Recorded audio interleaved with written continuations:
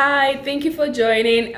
So today we're just going to be talking about a traveler starter pack. So if you are thinking of traveling, taking the leaving your country and going somewhere else, and staying for a while, I just want to share some things that might be helpful in your bag. Things that is really important that you take, because if you don't intend to go back in 2 weeks, in a month, it's something the things are actually important for you to keep in your bag because it'll be very useful for you.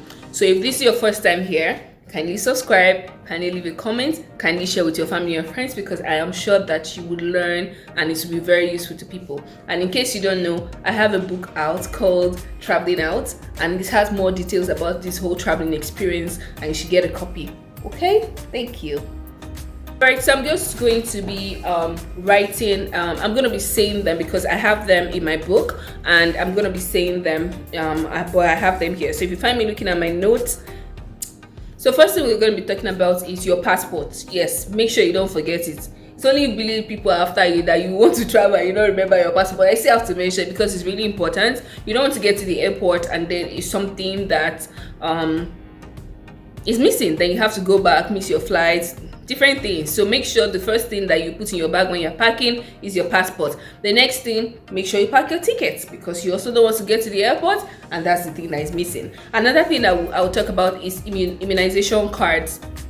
This is really important. They ask for it at airports, and even when you land wherever you're going to. For example, in Canada, they'll want to see, and you're trying to get like a family clinic and all, they want to see like your immunization cards, what are missing, what are the things that are missing, what are the immunization that you need to take that is very important in this country that you have to take.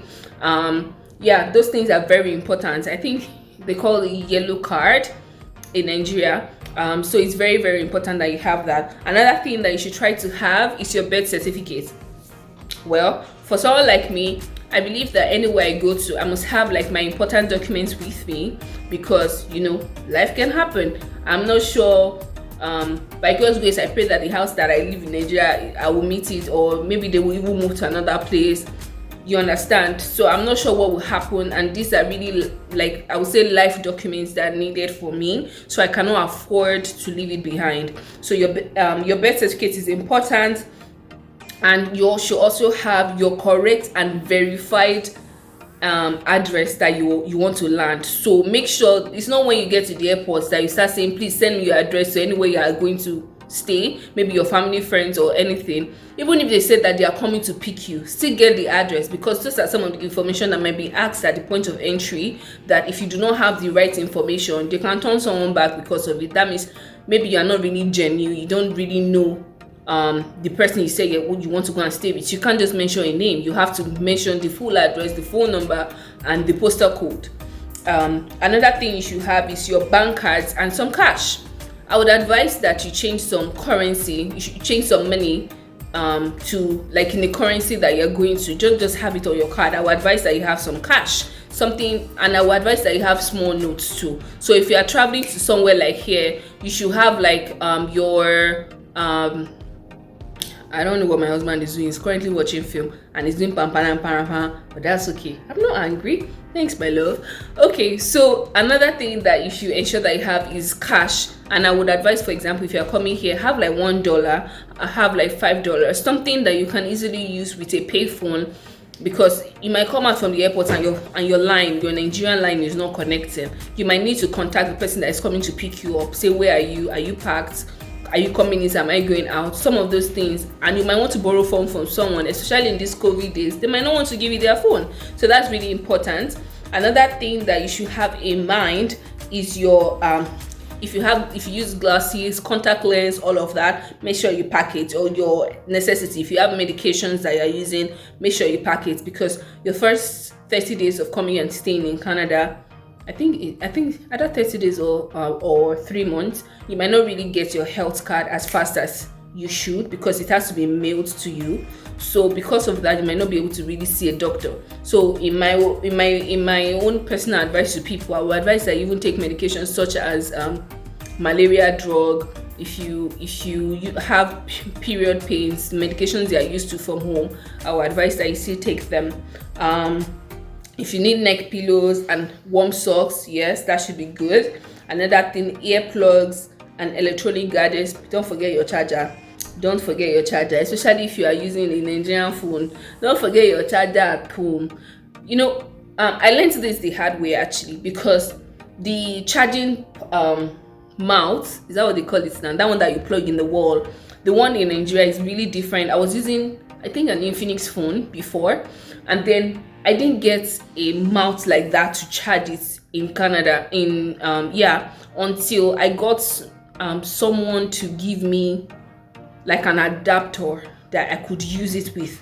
So if you don't have an adapter, make sure you come with an adapter, just in case you do not have like that same charging spot that you need. Another thing you should have is chewing gum. For me, I like chewing gum, your toothpaste, your toothbrush, weather appropriate clothing. I think I would do another video on weather appropriate clothing for Canada. Is really, really important, because where we're coming from, they'll just tell you wear jeans, it will handle cold very well. But is jeans really what you should put on for the cold weather? I don't really think so. I've learned from experience that jeans does not really take cold, because inside jeans there's a hole inside, right? I don't know how to explain it. There's a hole inside. In this part of the world, there is something called the thermal wear, and that's part of the clothing that people wear during cold. So it's really important that you have the right clothing so that you will not be So have a jacket, if possible have a muffler, at least something to land with before you get something better in Canada. Also have your toiletries and beauty products. You don't want to, I think the major thing here is you don't want to come into Canada and then you've not gotten a job here yet probably, and the first thing that you want to do is start spending the little change that you brought from Nigeria and then changing that naira to dollar to buy necessities, when you can actually bring those important things that at least can last you a month or two in your box. But majorly pack food stuff. I'm not gonna say this more than once. Pack food stuff.